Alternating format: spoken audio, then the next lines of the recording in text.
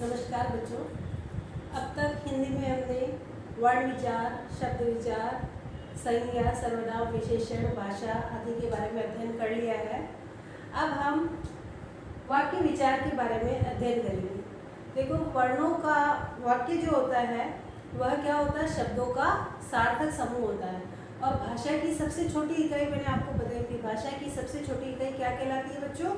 भाषा की सबसे छोटी इकाई वर्ण कहलाती है।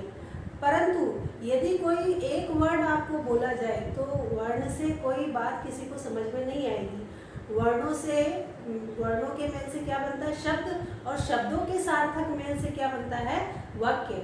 जब हम एक वाक्य पूरा बोलते हैं तभी हम अपनी बात को दूसरे को समझा पाते हैं। जैसे मैंने कहा अमन पढ़ाई कर रहा है, तो इसमें बहुत सारे शब्द हैं। अमन पढ़ाई कर रहा है, इसमें बहुत सारे शब्द हैं। तो इन सभी शब्दों से मिलकर क्या बना? एक सार्थक वाक्य।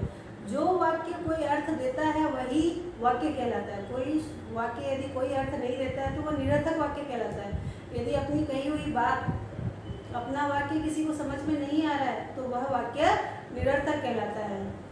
तो वाक्य की परिभाषा क्या है?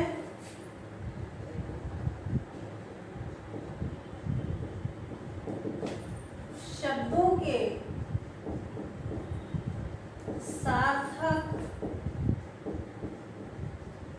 समूह को, शब्दों के सार्थक समूह को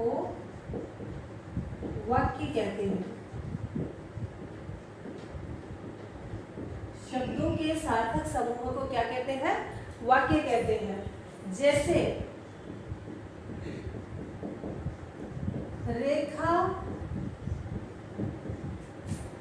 पढ़ाई कर रही है, तो यह एक शब्दों का सार्थक समूह है जिसमें शब्द क्या है? तो रेखा पढ़ाई कर रही है और शब्दों का उचित क्रम है। तो यह वाक्य आपको समझ में आ रहा है, यानी शब्दों का क्या है? सार्थक समूह है। तो यह क्या कहलाएगा? वाक्य कहलाएगा। क्या कहलाएगा? ये वाक्य कहलाएगा। तो शब्दों का सार्थक समूह वाक्य कहलाता है। अब वाक्य में दो अंग होते हैं। वाक्य के कितने अंग होते हैं? दो अंग होते हैं। इसमें लिखिए आप, वाक्य के दो अंग होते हैं। वाक्य के दो अंग होते हैं। पहला उद्देश्य और दूसरा विधेय। अब ये उद्देश्य और विधेय क्या है? देखिए, जब हम कोई बात बोल रहे हैं तो जो बात बोल रहे हैं वह उद्देश्य कहलाता है, और जिसके लिए बोल रहे हैं वो तो उद्देश्य कहलाता है। जो बोल रहे हैं वह क्या कहलाता है? विधेय कहलाता है। जैसे मैं यही उदाहरण लूं, रेखा पढ़ाई कर रही है, तो इसमें उद्देश्य हो गया ये रेखा पढ़ाई, और कर रही है क्या हो गया? विधेय है। ये क्या है? विधेय है। तो उद्देश्य किसे कहते हैं? पहले ये लिख लेते हैं। उद्देश्य वाक्य में जिसके बारे में कहा जाता है, जिसके बारे में कुछ कहा जाता है, या वाक्य में कर्ता, वाक्य में कर्ता शब्द, वाक्य में जिसके बारे में कुछ कहा जाता है या वाक्य में कर्ता शब्द उद्देश्य कहलाता है। उद्देश्य कहलाता है। जैसे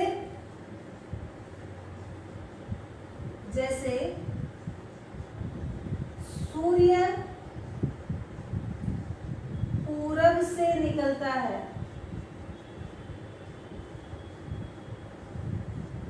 पूरब से निकलता है।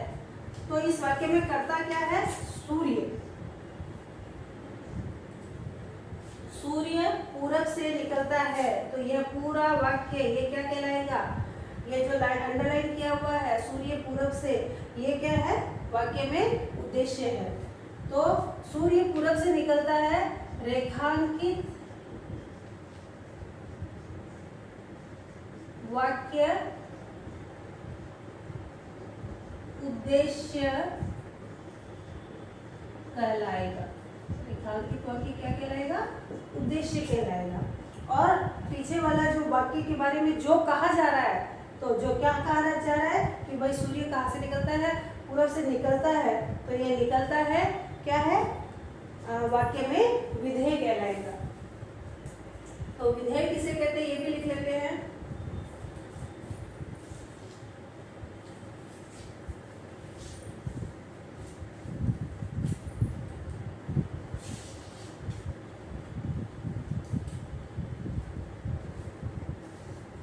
दूसरा है विधेय।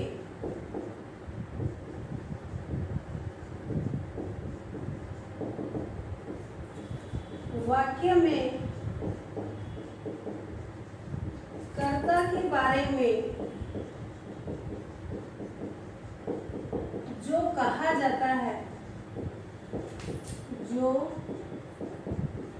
कहा जाता है वह विधेय कहलाता है। क्या कहलाता है? विधेय कहलाता है। वाक्य में कर्ता के बारे में जो कुछ कहा जाता है वह विधेय कहलाता है। जैसे वही उदाहरण लेते हैं, सूर्य पूरब से निकलता है। सूर्य पूरब से निकलता है में निकलता है जो है ये क्या है? विधेय है। सूर्य के बारे में कहा जा रहा है, कर्ता के बारे में कहा जा रहा है कि वह पूरब से निकलता है, तो रेखांकित वाक्य विधेय कहलाता है। विधेय कहलाता है।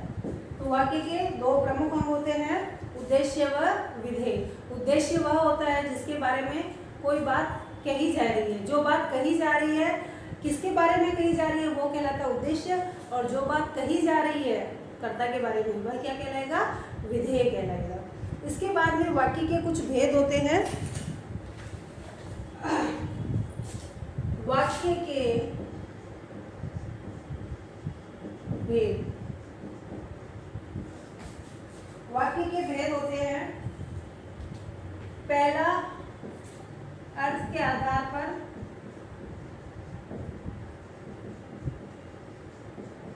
अर्थ के आधार पर, और दूसरा रचना के आधार पर। रचना के आधार पर। तो पहला हम अर्थ के आधार पर भेद पढ़ते हैं। अर्थ के आधार पर वाक्य के भेद। अर्थ के आधार पर वाक्य के भेद होता है। पहला होता है विधानवाचक वाक्य। विधानवाचक वाक्य।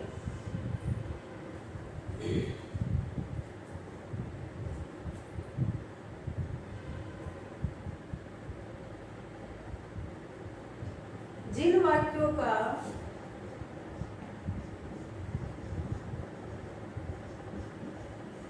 जिन वाक्यों से क्रिया के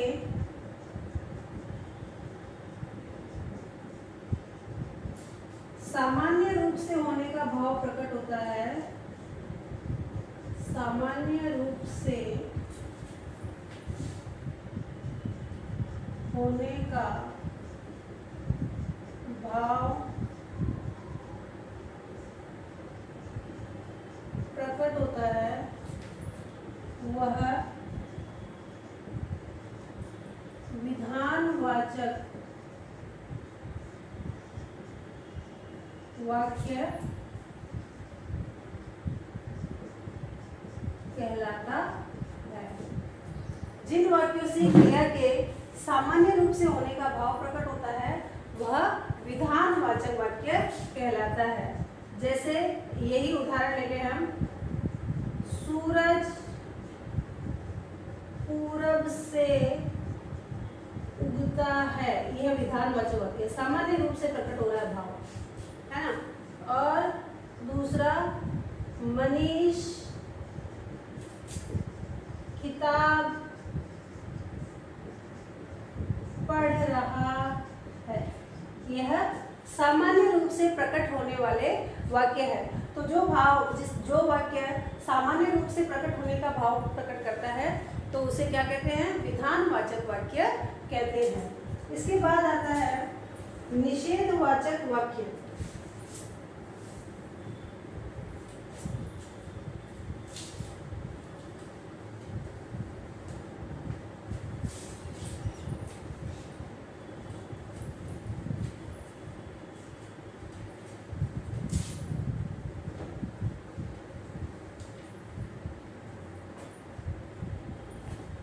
दूसरा आता है निषेध। निषेध का मतलब होता है मना। निषेधवाचक वाक्य, बिल्कुल सख्त जो मना होता है उसे कहते हैं निषेध। जिन वाक्यों में क्रिया के न होने या न करने का बोध हो, जिन वाक्यों में क्रिया के न होने या न करने का बोध हो,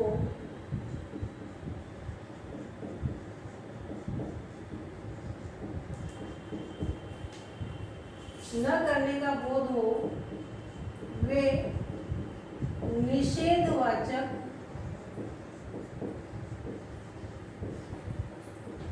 वाक्य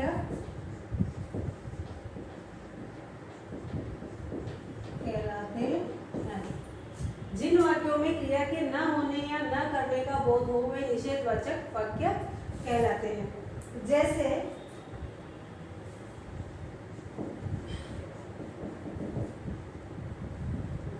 हम दिल्ली नहीं जाएंगे, जहाँ नहीं मनाही है कोई काम की, नहीं करेंगे, नहीं जाएंगे, तो यह निषेधवाचक वाक्य है। यह काम मत करो, यह काम मत करो, यह क्या है? निषेधवाचक वाक्य है। तो बच्चों, आज इस वीडियो में हमने वाक्य के दो प्रकार पढ़े हैं, एक तो विधानवाचक वाक्य और एक निषेधवाचक वाक्य। अगले वीडियो में हम वाक्य के दूसरा प्रकार के बारे में अध्ययन करेंगे। तो आज के लिए इतना ही। इसको आप अपनी हिंदी व्याकरण की कॉपी में नोट करें। धन्यवाद।